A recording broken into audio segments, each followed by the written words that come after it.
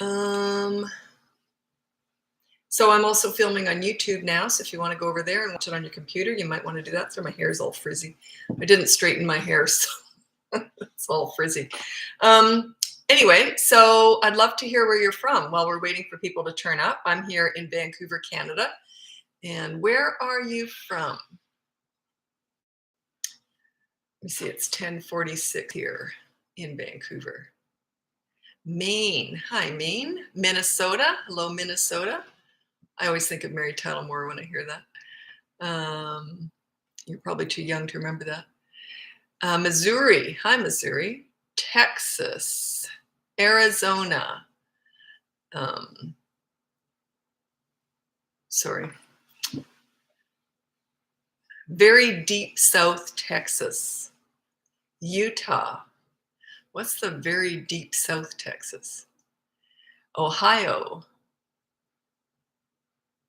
Very deep South Texas. I don't know anything. I know it's a huge state. Don't know anything about Texas. I've been to, I think it was Houston, just did a layover. Not a layover, just a stopover, changing flights. Haha, no, I'm not too old. Wasn't that just the best? Do you know that's sometimes I'll put on background shows rather than music, and I put on either Seinfeld or Mary Tyler Moore. Lately, those are my two favorites to put on because I know every show, and it's like I don't have to hear every word to know what's going on. They're just relaxing. Almost close to the border of Mexico. Oh, I see. Okay. Don't know what SAW is. Is that a place? Saw you on the news. What was that, years ago? What news was that?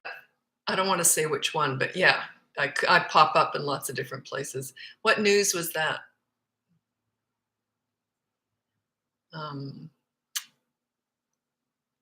Paisley, yesterday. What channel, what program was that?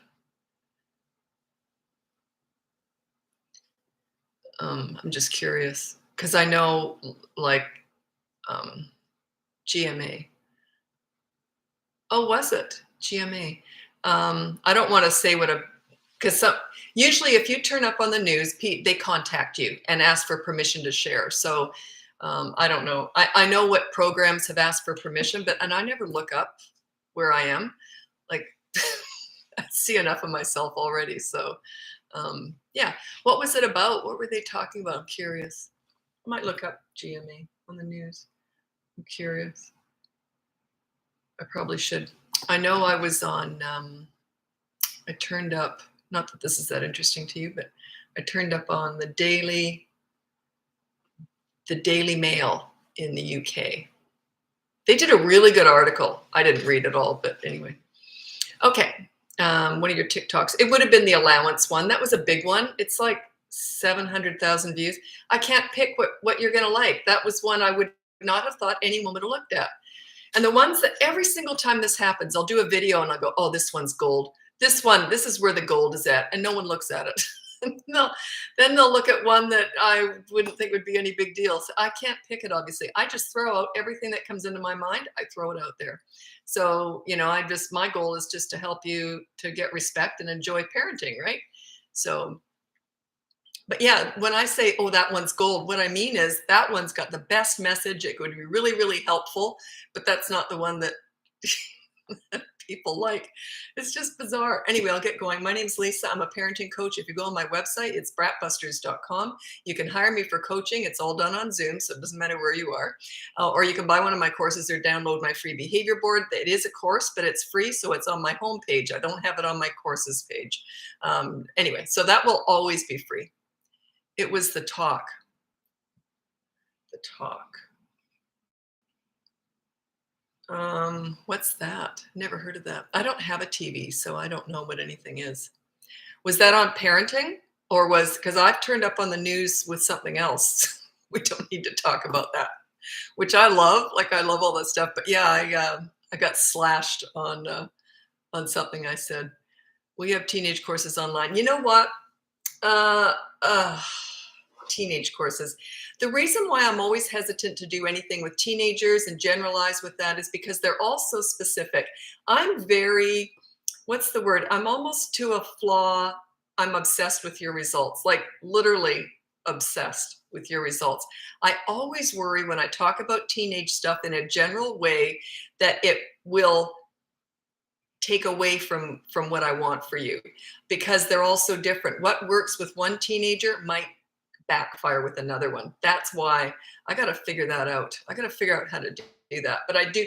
Teenagers are my favorite age. They're my specialty. That's how I started my business, was teaching about teenagers. So, but I should do more on that. But like I said, I'm so cautious because I've done so much teenage crisis work that I'm always afraid that if I push you too hard in one way, you might push your teen over the edge. You know, like it's always on my mind that I got to be really, really careful when I'm talking about teenagers. Okay, so let's get going with your questions. How do you co-parent? Okay, co-parenting, well, I did that. I was divorced. Co-parenting is, you don't have to have the same style, and both households do not have to operate the same way. But the children should respect all the parents if possible, but they usually pick one leader. There's usually one leader. I was definitely the leader. Their dad was great, but it was I was always the disciplinarian. I was always the leader. So they tend to take that leadership stuff with them wherever they go, right? So no matter whose house they're at. So co-parenting, um, this is a bit of a stick. Okay. My standard phrase with this is love your kids more than you hate each other. Usually what parents will say to me, oh, if you met my ex, you wouldn't believe it. And I'm like, I don't really care what your ex is like. You take the high road. Just do your best and, set yourself up as a leader for your children. And that's the best that you can do. Hopefully the other parent will also support you and you want to be on the same page. That's what my ex and I did. We always supported each other. We were on the same page with the kids. So they kind of sailed right through it. It wasn't difficult for them when we split up because we were still very friendly. We turned up to everything. You're still a united front. No one else is going to love your kids like you two do. So how could you ever hate anyone who adores your children or loves your children? If they're lousy at all that parenting stuff, just pity them. They're missing out. But yeah, co-parenting is tricky. It comes up a lot in coaching. Yeah, it's a tricky one. Okay. I got to get my head straight. I don't know what's wrong with me this morning. Yeah, I do know what's wrong with me this morning. I had a smoothie bowl and they've been affecting me really bad lately. Like I just get brain freeze and then the fog just hangs around for like an hour or two afterwards. Weird. But yeah, my brain's all frozen. And I can't handle any deterioration upstairs because I'm already in my 60s. I'm losing it already. You just don't think as quick. You're probably better at thinking, but it's not that instant stuff that it used to be.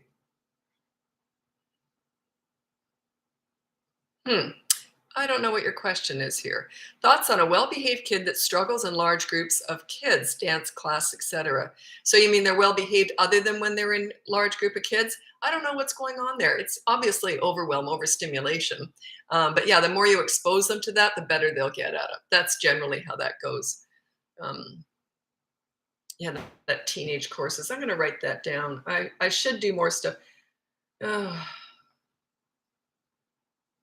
I guess, like I said, my background is in crisis work with teenagers. So my head always goes there. I should just make it more general. If your teenager isn't in crisis, I could give you lots of advice.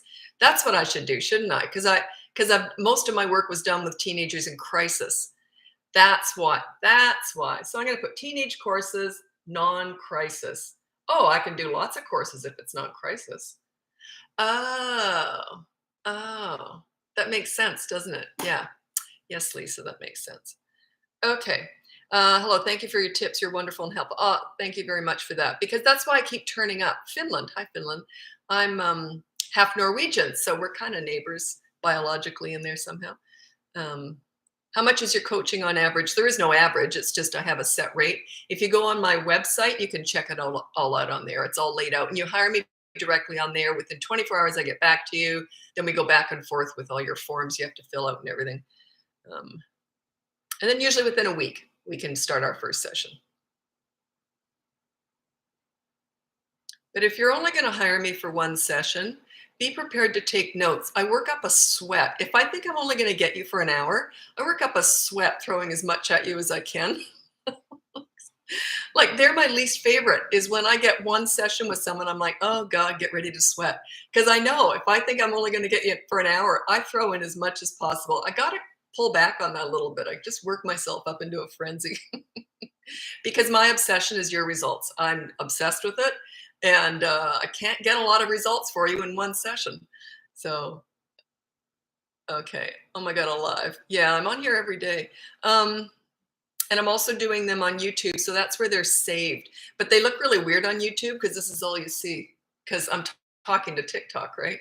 So, and I've got them filming differently. I try and put the cameras closer together. That might help a little bit. Yeah, that's probably a bit better. Okay. Okay. You have a question, Dark Moon. What's your question, Dark Moon?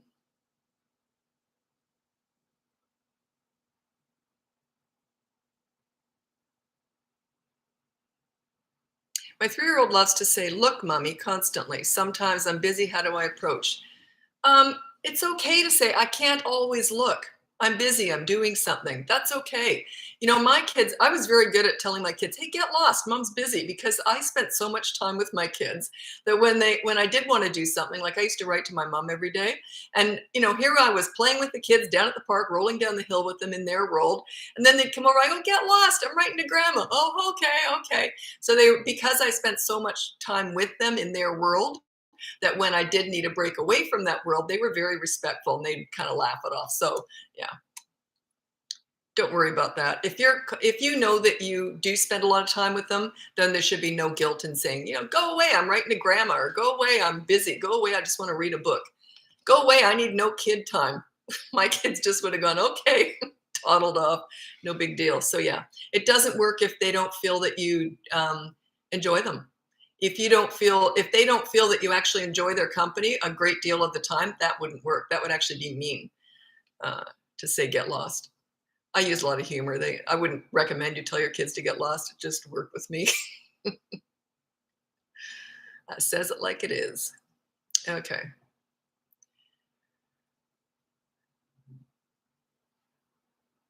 Okay. Oh, dark moon. So you asked a question. Okay. My son of 8 is very daydreamy at school. The teacher doesn't know what to do. He doesn't make him work. Well, don't blame the teacher for everything because teachers have how many kids in a classroom? Parents tend to think theirs is the only child in the whole classroom. And I know I get clients, and a huge portion of my clients are teachers. Plus, I've spent hundreds of hours in classrooms supporting teachers. So I have the utmost respect for teachers. What a tough job. So yeah, they do the best they can considering how many students they have. Do you know what? I was talking to this teacher once and she was quitting. A lot of them quit because they can't handle the behavior. People are sending ill-behaved kids to school now more than ever before. And it's just, they're having to deal with so much bad behavior, they can't even get through the curriculum. There was one teacher who said that it was a private school. So of course the parents are really demanding. They had a very difficult child and this child took up 85% of the teacher's time, 85%. And they had 30 kids in the class. And can you imagine? So yeah, go easy on teachers. And I'm just going to finish your question. Daydreaming at school, but he's getting straight A's, so no worry about that. But she isn't connecting. I don't know what you mean by that. Like, what's the problem then? Daydreaming? Maybe they're just bored. 8 years old. The teacher's worried about him. I don't know what's going on there. It's too involved. If you want me to work with you on that, you'd have to hire me. I'd have to assess that before I could give you any answers. What is going on? What's the teacher saying? What are you saying? What kind of parent are you? What's the history with the child? Is this new? Is this old? I have a lot of questions. Oh my God, you wrote to your mom every day. I wrote to my mom every day, all day. I took my notepad with me everywhere I went before we got computers. And I wrote to my mom, but it was a hour by hour journal of what was going on in my life. And she did the same. So, because I was in Australia, she was in Canada. So we wrote like that. It was just a journal. And we did that every single day, very close to my mom. The only reason I moved back to Canada was she got ill. And it got to be, I didn't want to move, but my mom needed me. I'm the only daughter. Daughters are different, right? There's my brother's great, but it's just different with the daughter, more comfortable. Anyway, but mom and I had a real raw sense of humor. We were very close. And I said, I wouldn't even have to move if you just died, but no, you had to get sick and drag it all out. So we had a lot of laughs, but I moved back here to Canada to be with her in the last few years. And so yeah, no regrets. I love my mom. She was 93. She died in my arms, 93. What a gift. I won't go into it, but it was a beautiful, if there's a beautiful death, that was it. It was just beautiful the way it happened. So yeah. And that wouldn't have happened if I hadn't moved back here. Okay, I tried your balloon tennis game with my kids, and now that's all they want to play. Balloon tennis is something that I did inside the house to get some of my kids' steam worn off. And it was fun too. I always say you want to bond with your kids and be buddies with them in their world. You never bond with a child at a nail salon. You always do it in their world. That's the best. You can do the nail salon once in a while too if you want, but that wasn't what I did. Anyway, balloon tennis is just blow up some balloons, get some flimsy tennis rackets from the dollar store, and use the coffee table in the living room as a tennis net or a net, and we just hit it over top, and that's what you're doing. It's really good. And that's another bonding exercise, because if you're not really close to your kids and if you're not enjoying them, they pick up on that. If you enjoy kids and like them and they like themselves when they're with you, it's gold. Win, win, win, win, win. It's like respect, two ways. It's just wonderful. You want to be best friends with your kids. My son is 2 and very aggressive and almost hysterical when he comes in contact with any strangers. I'd want to investigate that. Why would that be? Does he never see strangers, or did something ever happen? So I don't know, when you say aggressive with strangers, and what are they doing to, like, are they coming up to him? So yeah, I would have to investigate. If you want my help investigating this, you'd have to hire me for that. It's more involved. Okay. My daughter is lying and I reward her for good behavior, but she is still lying. Oh my God, I don't reward for good behavior. You correct the bad behavior. Okay. Anyway, okay, let me get into this. So she's lying. Use my behavior board. It's free on my website, bratbusters.com. You download that and you put down no lying as her rule. And there's a consequence when she lies. That's how you teach a child not to lie. A reward chart says to a child, you're normally rotten, but if you should happen to be good, you'll get a gold star. You see the message you're sending? A behavior board says, you're normally wonderful, but if you should happen to do something rotten, I know how to deal with it. It will be corrected. You see the difference there? Reward chart. And then people say, but they work at school. Our teacher has it. Yeah, teaching is completely different. A huge portion of my clients are teachers because they think you can cross over from school to home. You can't. A few things cross over, but one is an institution, one is personal. They're completely different. Okay. So yeah, reward charts work at school and they work there beautifully, but their home is not an institution. It's very different. So yeah, I do not believe in reward charts.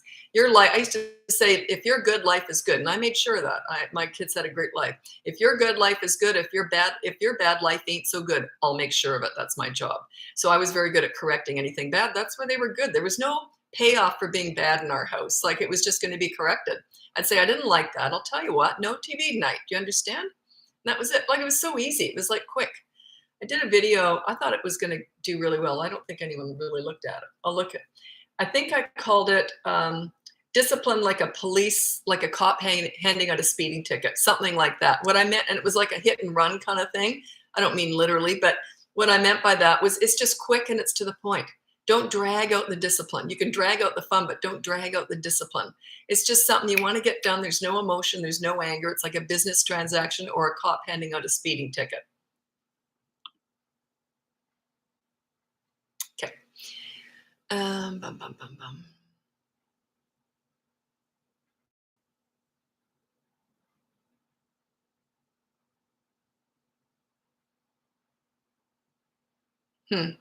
My almost 6-year-old boy, so he's 5, gets very emotional and has only just now started throwing fits when in trouble.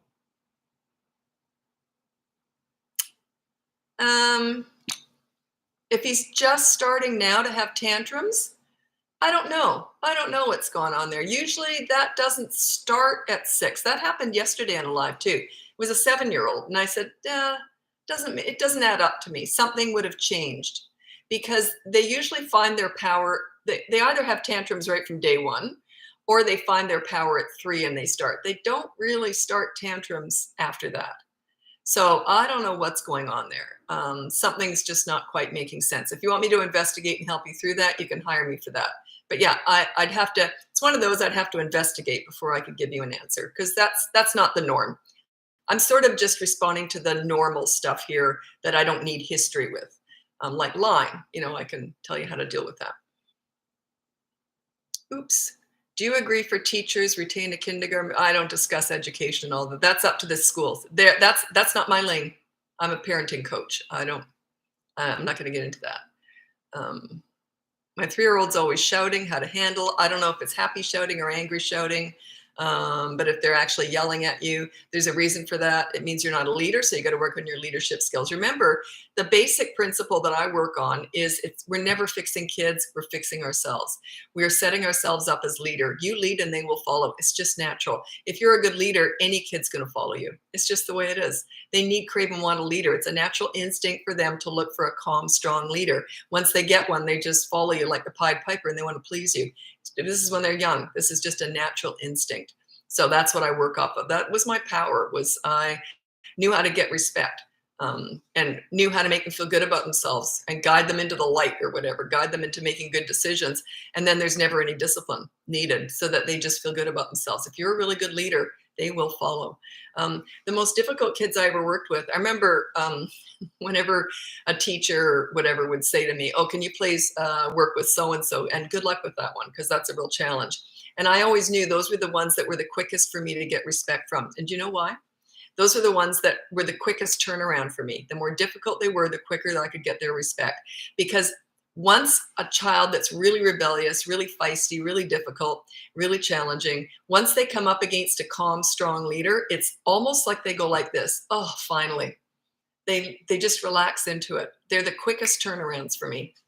So because they all need, crave, and want leadership, and those are the kids who have been missing out on it completely. So then when they get it, it's a relief. They feel safe. They feel taken care of, and they want to please you.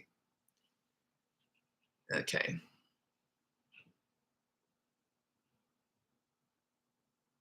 Where do you draw the line from the best friend to the parent? Easy. When they're great, you're best friends. When they step a toe out of line, your mom or your dad. My kids knew that. I was like, my mom always used to say, how do you do that? And I said, what? And she goes, you're chasing the kids around the house with underpants on your head. I was always the panty monster during laundry day. So I'd put all the panties, and the legs were the eye holes, right? So I'd chase them around. Oh, panty monster, getting ready here. And the kids would start to run and scream. And then she goes, how do you do that? And I said, what? And she goes, you're chasing them around the house with underwear on your head, and yet they respect the heck out of you. They do whatever they always want to please you. I never knew how to answer her. Like, I didn't know what to say. She was always stunned at that. She goes, you're just this goofy, fun mom, but they respect the heck out of you. And that's because I knew how to mix the two. I knew that, and I never let anything slip.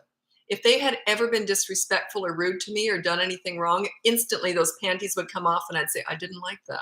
So here's what we're going to do. So they knew the fun mom would stop. Fun mom became serious, calm mom.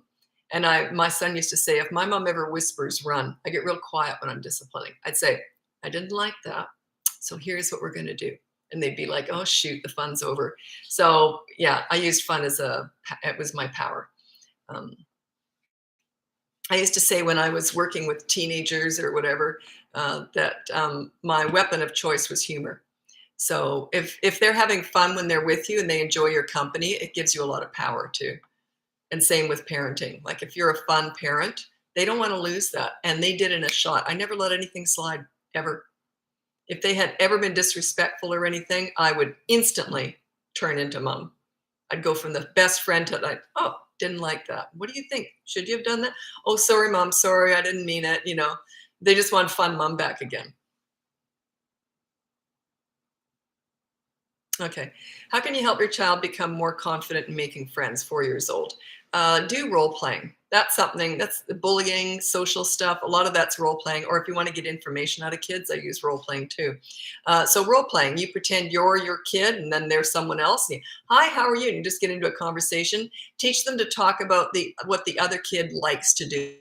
So if the other kid likes to draw, you talk about drawing. You don't go in and talk about what you like. You never try. My mom used to say, people don't want to be impressed. They just want to have fun, which is very true. Think about that. You know how so many people are trying to impress with the fancy cars, the show of money, oh, I'm so witty and all that. None of that impresses me. I like it if someone makes me laugh, I'm impressed. You see, we just want to have fun. We want to enjoy people. We want to laugh. We want to have joy.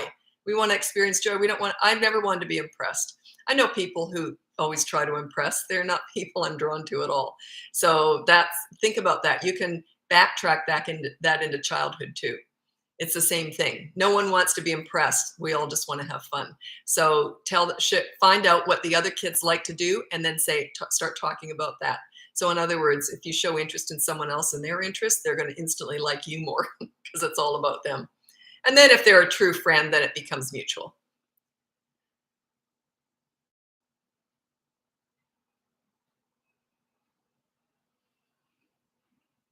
Oh, when my son was mad, he told me I was annoying. That angered me. What should I ignore? Okay.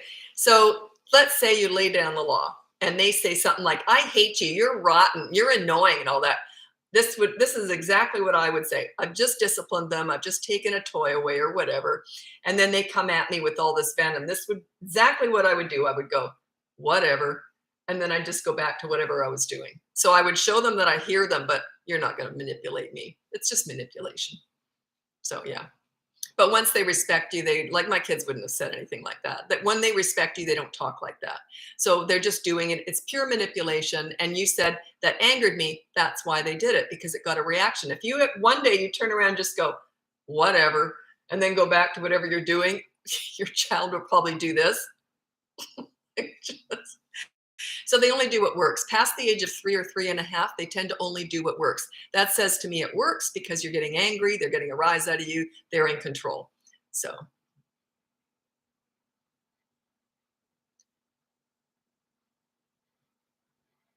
I think I'm getting a lot of new people on here. I'm seeing a bunch of new names. Sometimes I'll get almost all people who've been turning up for a year for these lives, and there's hardly any questions. Or someone new will come in, ask me a question, and then if I don't get to it right away, all my regulars will go in and answer it for me. I'm going to say, but I can tell I've got some new people in here. That's wonderful.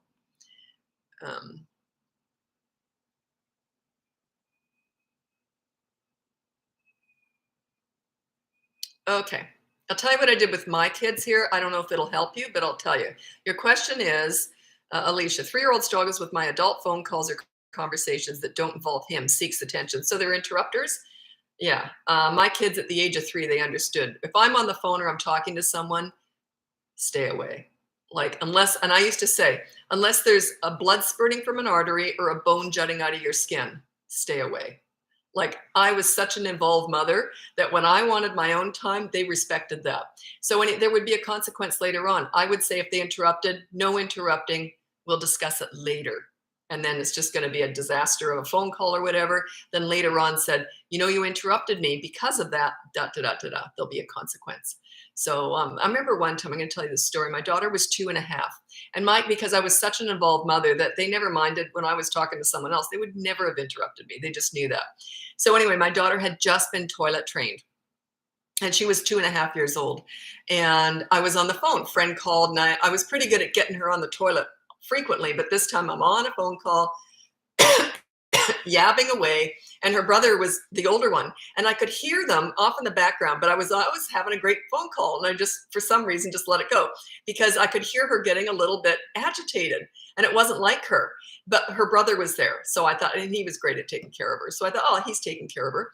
So then at the end of the phone call, I hung up and my son comes in, he goes, I tried to help her. I just couldn't do it. She peed on the floor because she really had to go and he couldn't get her on the toilet. And she peed on the floor. So that was my fault.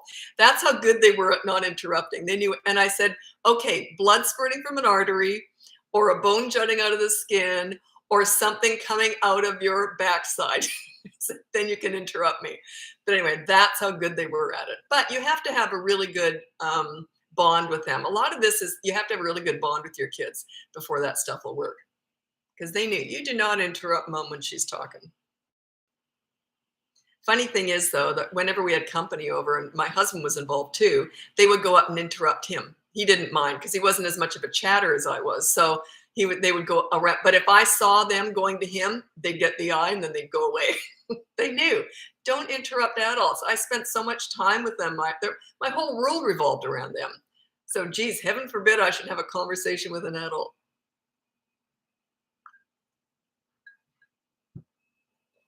Okay. If my child isn't listening back to back, what consistent pattern do you recommend? Timeout. Oh, I hate timeout. Can't stand it. Isn't listening back to back. Well, for one thing, there's no consequence for that, obviously. Let's say I had said to my kids, okay, I want you to, I don't know, pack up your toys and we're heading out in 10 minutes, okay? I don't care what they do. There's no way I would repeat that. Because I would, if I knew that had my kids been the least bit disrespectful, this is how I would handle it. Let's say I'm looking after other people's kids who were disrespectful. And I'd said to them, okay, I want you to pack up now. We're going to be leaving in 10 minutes. I would give myself a lot of extra time because I know they're probably not going to listen to me, right? So I would give them extra time. We're going to be leaving in 10 minutes. Then I would just have the timer going and it would go off and I'd say, 10 minutes is up. We're going now.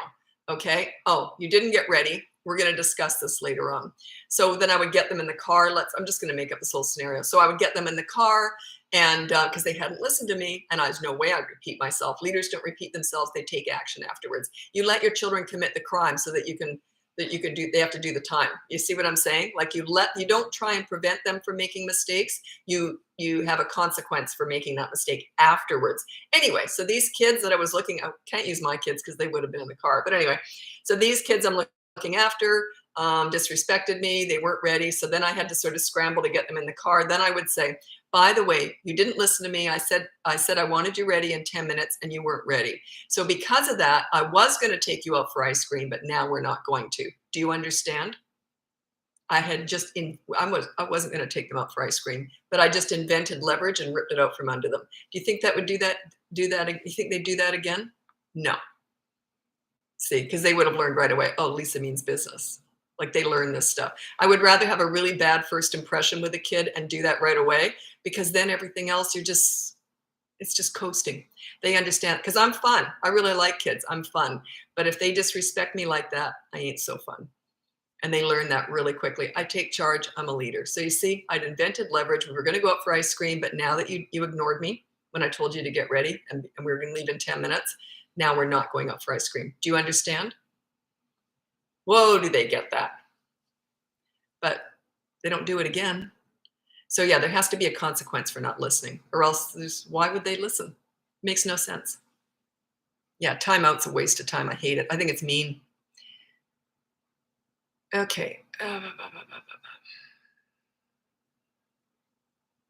Used your advice for a tantrum in the shop today. It was over in 2 minutes. Perfect. Perfect. So it works. Right. I mean, I know it works, but so you made it work. So that's on you. You should pat yourself on the back for that. You made that work. Good for you. Hard to do, isn't it? When you're not sure if it's going to work, it's hard to do. Once you know it's going to work, it's pretty easy to do. Do they still get on your nerves while they're having a tantrum? Oh, yes. Do you let it show? Oh, no. So good for you. Excellent. That's just my advice on how you ignore a tantrum and why you ignore a tantrum. If you want my story on that, the swing story, let me know. It explains the whole thing. But most of you are regulars. I got some new people. If you want to hear that, if you still have toddlers, you might want to hear it. Okay. What about them not getting ready for school? My son carpools most of the time. Well, then you put down follow school morning routine. And then that's the rule on the behavior board. My behavior board's free on my website, bratbusters.com. So you put down follow school morning routine. And then you have it written out separately. The routine, get ready, front door, all this stuff. Then if it's not done, then there's a consequence. Could be media blackout. They'll learn. There has to be a consequence. You know, would we not speed if there was no consequence? Like, would we speed if there was never any consequence? Most of us speed anyway, driving down the highway. You know what I'm saying? There's consequences keep us in check. They all do. Would you pay rent if you never had to pay rent? Would you pay your taxes if you never had to pay? You see what I mean? There's a consequence for not doing the right thing. If you don't teach this to your children, they're going to be very self-entitled snowflakes who expect everyone to cater to them. That's what those Karens out there are all about.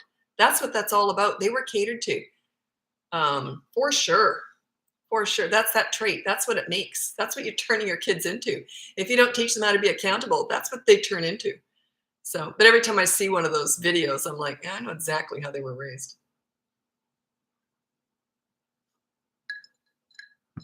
Whenever I see someone that's, well, I do this with all people. I can almost always tell how someone was parented, adults, because we develop through that. That's how we develop. There's just certain traits that are real tells for what kind of parenting you received.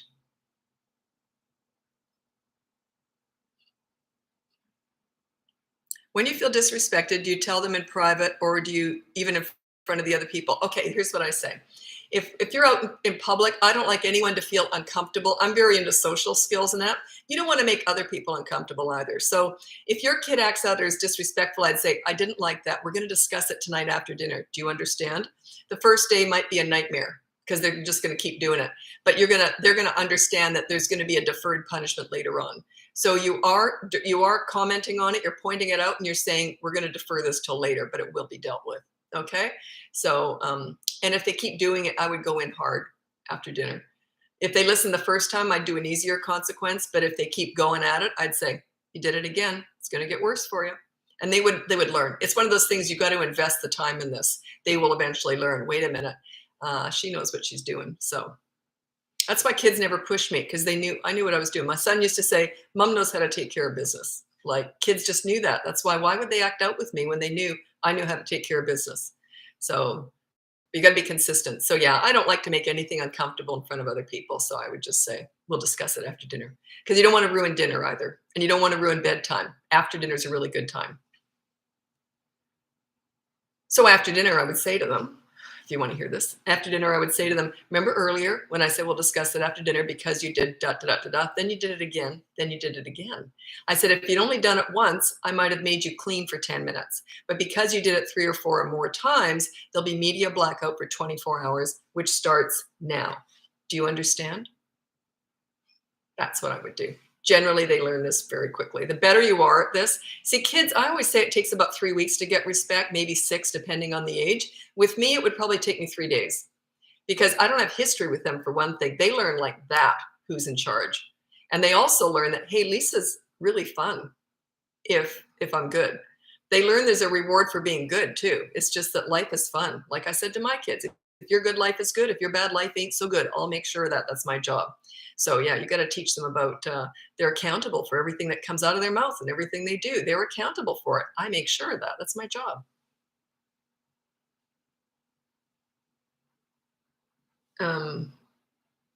Okay. I'll say once again, if you want to check out my website, I've got my behavior board is on my homepage. So you just scroll down a little bit and it's behavior board. It's a whole course, but it's completely free and it always will be. It teaches you how to start getting respect, and you get it by giving it. So, because you're on that behavior board also. And then I also have courses, and you can hire me for coaching if you want. That's all on my website. And coaching is all done on Zoom. So it doesn't matter what part of the world you're from.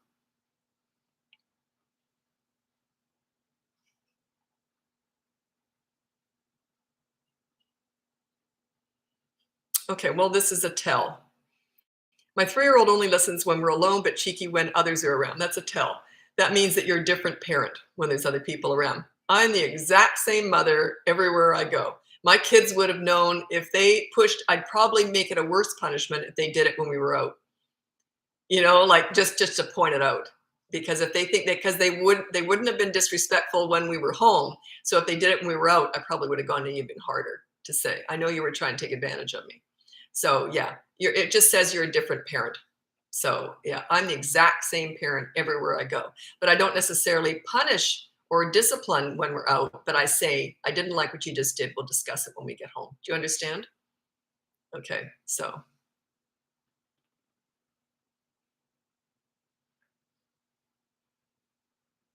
I was very quick to turn. Like, what I mean is, I was a really fun, goofy mother, but if my kids had ever disappointed me or disrespected me in any way, I would have been all goofy and fun, and then I would have gone, excuse me?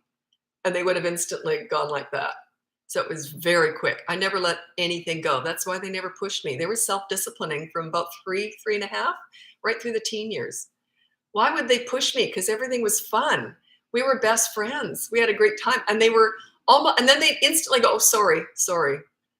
Because they didn't want to mess up the fun. You know, why would they? It was like, oh, sorry, I messed up. Okay, no TV tonight. It wasn't traumatic. It was just, uh-oh, mom's in charge. So what are some good positive consequences for 4 and 6-year-olds running low? It's usually cleaning or doing something for you that they don't like. It could be picking up dog poop. It could be cleaning a window. It's very specific. It's either very specific with time or with the actual job that they're doing. So they have to clean a whole window. Might take them an hour, or not. Even then, I wouldn't let it drag on. I'd say within 15 minutes, you have to clean a window. Timing is wonderful. Use timers everywhere. Bedtime, it's now, okay, start cleaning 10 minutes now. It's usually cleaning. And if they like it when they're little, as soon as they're good at it, they don't like it anymore. But when they're little, they usually like it. So I would have them do something that they didn't like. You're gonna have to you have to get creative in your own home. What would be a positive thing for them to do that they would not like to do? There's always something. Always. Parents always say, well, I'm running out of ideas. I got nothing else. There's always more. There's always something.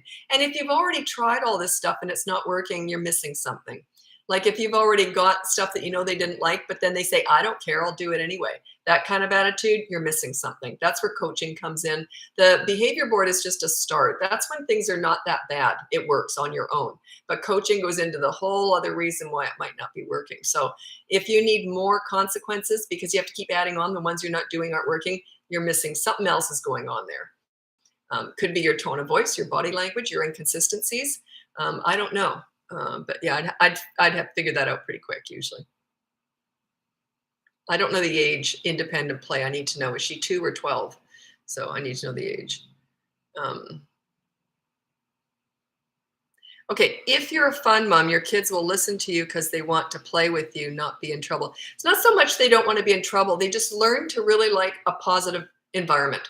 That's it. It's not like I was playing with them all the time at all, but they like that positive environment. They learn very quickly that to be negative or to be naughty led to a negative environment, but very quickly. And I got it over with very quickly too. I don't linger on stuff like that. But they learn to really be drawn to like I grew up in a very positive environment. There was never yelling or anger or anything.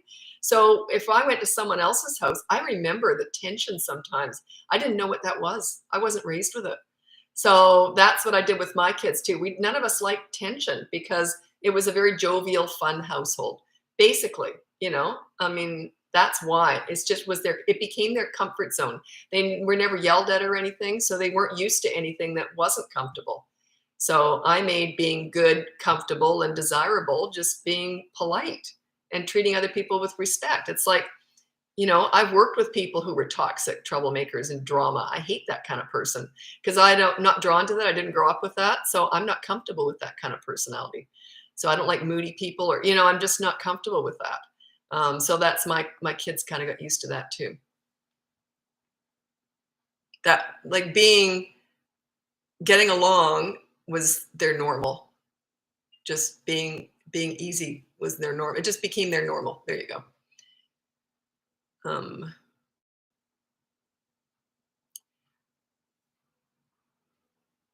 I always say to my 3-year-old, listen the first time. Am I unrealistic? Well, yeah. You don't tell them to listen to you.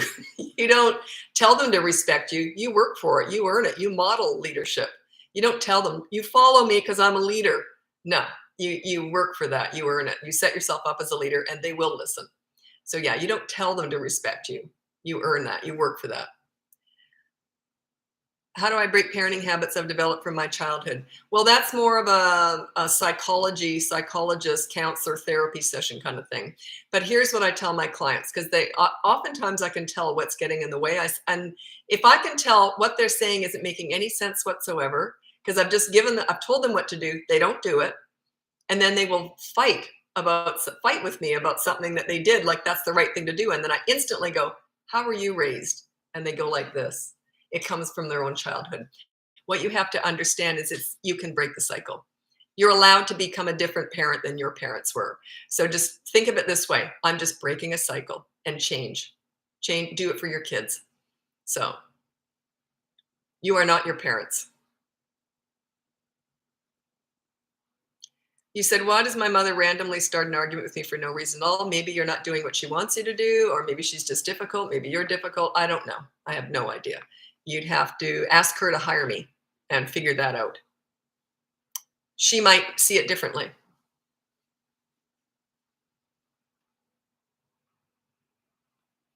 Like if you were to ask her that question, why do you randomly start arguments with me for no reason? What would she say? How do I show consistent good leadership? Everyone has their moments. Well, that's why the behavior board's on there, because you're on there too. Everyone has their moments, your moments are disciplined. So like kids have their moments too, but there's a consequence. Like if you yell because you have your moments, kids get to discipline you. There's a consequence for that. That's why you're on that behavior board. We're all accountable. It's not about being perfect. It's about being accountable. If I lost it with my kids, I wasn't a yeller and I wasn't prone to having like anger, but I was very impatient at times. Okay, we got to get going. I'm very much a mover and a shaker. When I say we're getting going, come on kids, and I would push them too hard. I ferry them out the door. And then I'd see them in the back seat looking at each other like this, because they knew all they had to say was, Mom, weren't you a little bit harsh with us? And I go, I know. How about we go out for ice cream? Sorry about that. So you see, I was accountable. So I had my moments too, and the kids knew it. They loved it when I had a moment because they knew I'd make it up to them. So you see, it's not about being perfect. It's about being accountable, showing respect. Yeah, we're all going to mess up. We're human.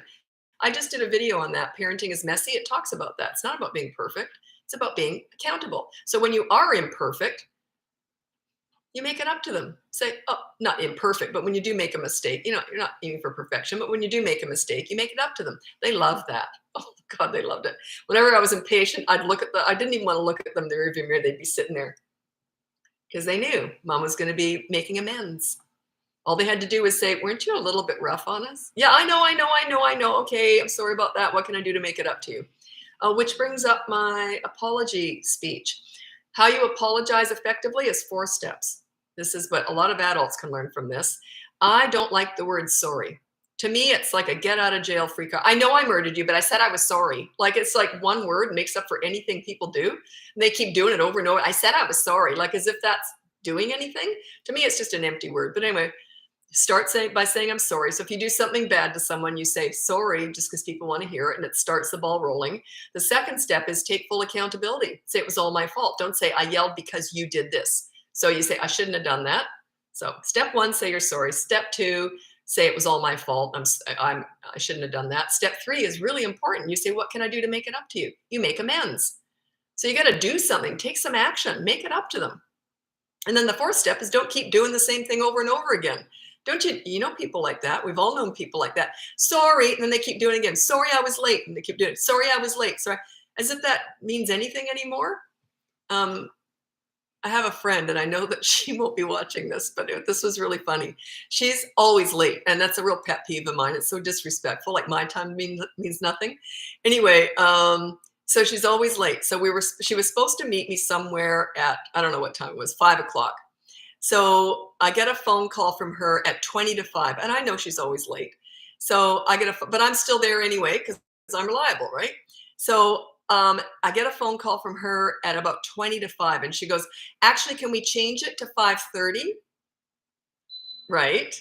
Well, she's already late. I'm already there. It's not like I can change it.